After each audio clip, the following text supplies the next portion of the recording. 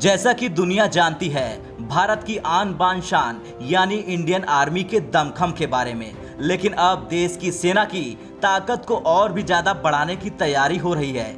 इसके लिए जो हथियार पुराने हो गए हैं उनकी जगह नए एडवांस हथियारों को तैनात किया जा रहा है। लेकिन गजब बात यह है कि भारत में हथियार, हेलीकॉप्टर या फिर अटैक हेलीकॉप्टर बनाने वाली केवल एक ही कंपनी है। वो कंपनी है हिंदुस्तान एरोनॉटिक्स लिमिटेड यानी HAL।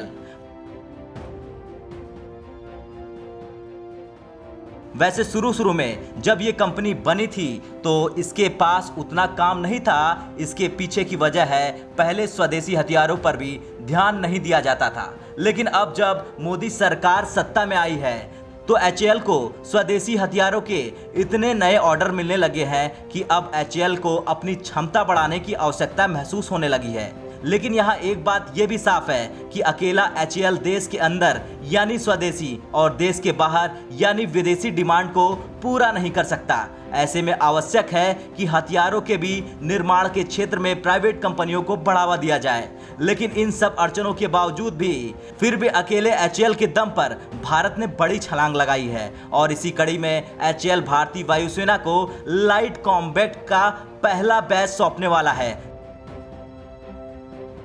दरअसल भारतीय वायुसेना को 65 लाइट कॉम्बैट हेलीकॉप्टर की आवश्यकता है और भारतीय थल सेना को 114 अटैक हेलीकॉप्टर की आवश्यकता बताई गई है। वैसे तो पहाड़ी क्षेत्रों में हल्के फुल्के लड़ाकू हेलीकॉप्टर की बहुत ज्यादा आवश्यकता होती है और भारत का LCH हेलीकॉप्टर सबसे हल्का और काफी मजबूत हेलीकॉप्टर है जो करीब 12,000 फीट की ऊंचाई पर भी दुश्मन के लड़ाकू जहाजों को आसानी से मार गिरा सकता है। आलम तो यह है कि भारत के लाइट कॉम्बैट हेलीकॉप्टर का डिजाइन इतना एडवांस है कि पाकिस्तान के भाई तुर्की ने भी भारत के लड़ाकू हेलीकॉप्टरों की कॉपी करने की कोशिश की है।